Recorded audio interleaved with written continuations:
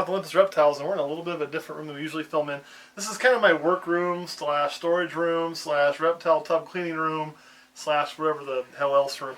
But because of the expansion that we're about to have, which you're going to see very soon, and that's been made possible in part, in a very large part, by our Patreon members. So if you're not a Patreon member, you should definitely check it out. I won't talk about it very long, but just go click the link at www.patreon.com/Olympus Reptiles, and there's some really cool stuff if you choose to support us. And one of the things that we've done with that is we are having a shit ton more reptile equipment showing up. So we're going to get a whole bunch of new racks to really deck out that room in TGR style, you know, with new adult female racks, some new male racks, some new grow-up racks, some new baby racks. We're really excited, but with that meant incubator wouldn't fit in the room anymore. So Kurt and I just finished kind of getting it crammed into here, getting it turned on. Why are we turning it on? Because we're about to start having eggs.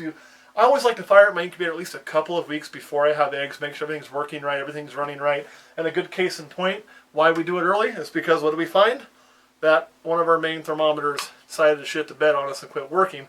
So I'm going to have to order a few more of these to make sure we're all right. That's why you do this stuff early, okay? Because if you wait till last minute and you find out something like this ain't working, well, kind of screwed. But let's go ahead and set up a tub, show you how we do that. Some of you have already seen. This is the way we make our incubation tubs.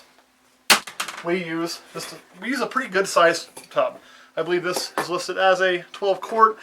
A lot of people use a little smaller. More room's never going to hurt you here. We then use a light diffuser panel. This is just 2 pieces of light diffuser panel cut, zip tied together to fit in there kind of like that, right? Same thing we used last year. We literally just have washed everything. And I like to use Paralite. Now, some folks have said if you get the horticultural type Paralite that says it's got, you know, different stuff in there, it's bad for it. Our snakes and our eggs are never, ever, ever going to touch this. So it really doesn't matter which Paralite you get in. Oh, they can absorb the chemicals. They're not going to be touching it. If you do our incubation method, and if your eggs are touching Paralite, or any medium for that matter, you're doing it wrong. Okay? Doing it flat wrong. So all we do here is we dump some Paralite in here. Woo! About like that. Generous amount. That'll work most likely. You kind of just, like any good chef, we just kind of do this by eyeball it. Crap is dusty. Add in some water. Kind of mix that around. More water. What you kind of want to make is a quicksand consistency. And if you get too much water, you can always drain it off. Yeah, this was a fun job, huh, Kurt? Kurt like backed away because they don't eat all the dust from the Paralite. I should probably do this with a mask on, to be quite honest. But see, if you look now, come check this out. See how it's kind of a clump? I didn't have to squeeze that together. If I squeeze it, water's just going to run out of it, a lot of it. And you can see it's almost like a slurry. If anything, this has probably got just a little too much water in it. So it's really simple. I'll just add a little more Paralite. Like that. And then we mix it up some more. Engineers, if you're listening, if you could make a dust-free Paralite, I would buy it, even if it costs more, okay? So somebody start working on a dust-free Paralite. That'd be great. Alright, this is what I want to look for. You kind of look at this, Kurt. You can kind of see, I mean, it kind of holds its shape. There's actually a name, I believe it's like a Newtonian fluid. Don't quote me. I'm going by brain or off my memory here, and I am not a scientist. But if you press on it, see how it kind of gets solid? But it's liquid if you go in really slow, but if you put that pressure, it doesn't let my hand sink to the bottom. That's what I want. I can still pick it up, clump it, squeeze water out. What this is going to do is be very, very moist, which is what we're after. But when you put this in here like so, okay, I like to flip it over because I like the little sharp edges down. What you're going to find, look at that, not going in. Nothing's touching the water, right? And I'm pushing on it. I mean, I'm probably putting 30 pounds of force on that pretty easy. And you can see it's not letting it go. So when I set those eggs on there with that much force, they're not going to sink in and touch the water.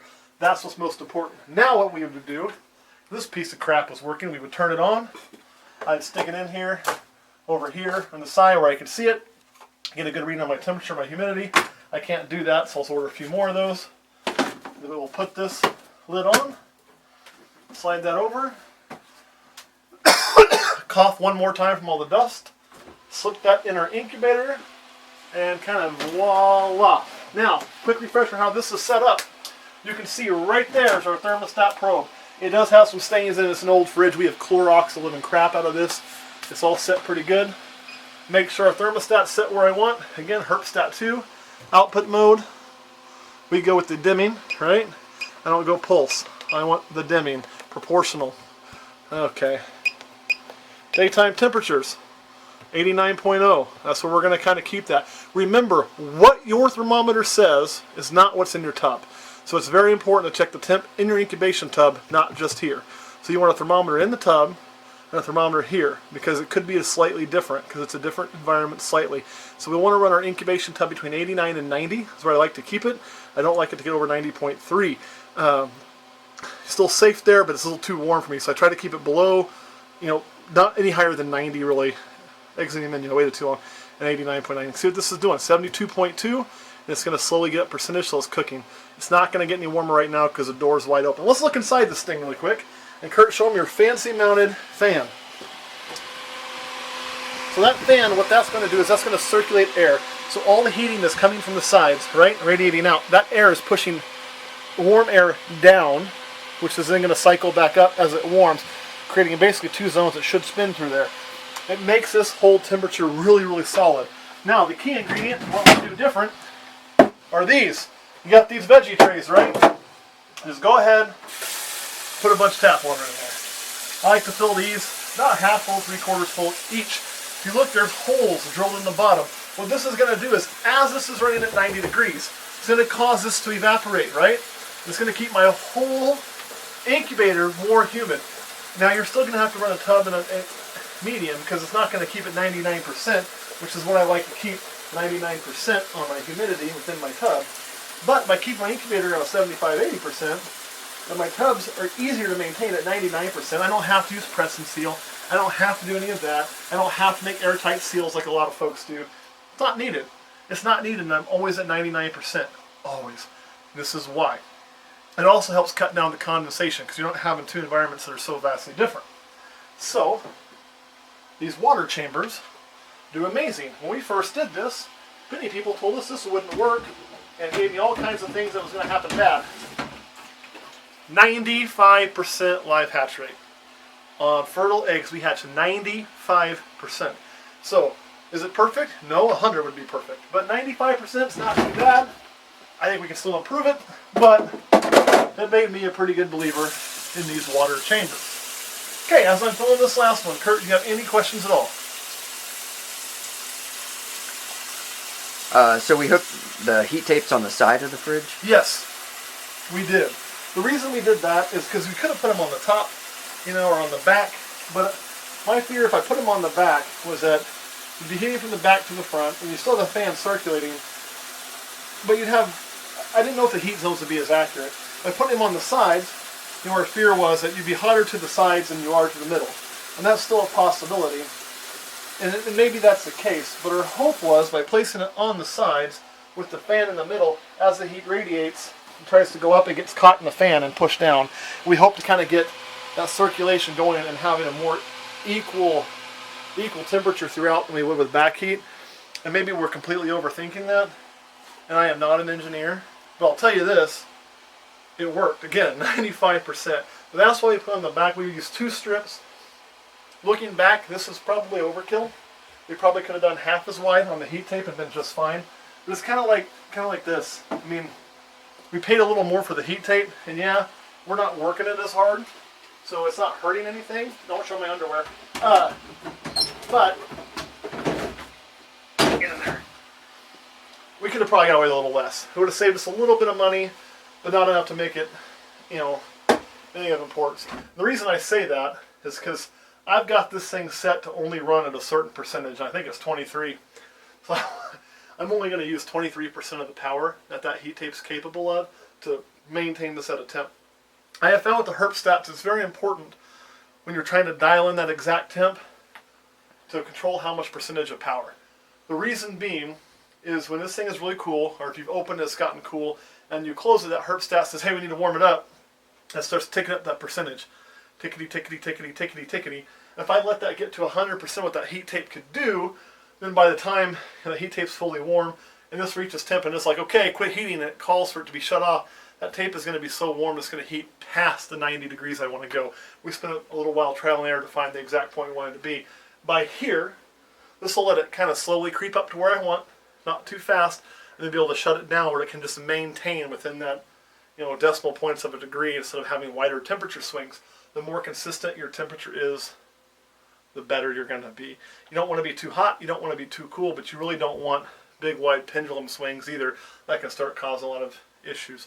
So that's why we did the side and why this is set up and why you haven't seen this climb to 99%. All right, any other questions, Kurt? No. All right, let's go look at a few snakes and we'll show you why we're getting this set up right now. And through the magic of editing, we're magically back in our snake room. Let's take a look at what I think will be our first female to lay, and that is this Mojave right here, bred to a GHI. So I'm really, really excited about that. And you can see the cage gets a little bit gross. I don't mess with them much when they're about to shed, or about to lay. Just kind of let them be, let them do their thing, and once she lays, we'll do an entire tub cleaning. And she's already getting pissy, so we're going to go ahead and close this back up. Number 2 will be next. This is one that Kurt is really excited about. And that's because it's a champagne, and you all know Kurt hates champagne, but he actually is excited about this one because it's been bred to an Inchie. So we're going to have some Inchie baby, some champagne Inchie, be specific. And look at this girl here. Now last year was her second year producing for us, and I believe she dropped 8 eggs. I have to go back to my record. But just look at how thick she is all through there. That is all eggs. So I'm really excited about her. I think she's going to have a nice, big, healthy clutch. I'm expecting a bit of a smaller clutch from the Mojave. It'll be her first time. Actually, no, it won't. I take that back. This is hers. No, it is her first time. This Mojave is one that laid last year. So this will be a first-time clutch for her. She is not proven yet like this one is. So that's kind of where we're at on that. And that'll be clutch 1 and 2 of the year. But don't worry. We got plenty of others coming through. I think she's going to go. I think she's going to go. She's going to go. She's going to go. This one's going to definitely go. This is a clutch we're really excited about. This girl is currently in her pre-lay shed now. And that is going to be again, a Calico Blitz. So really excited about that. Here you go, girlie. I know.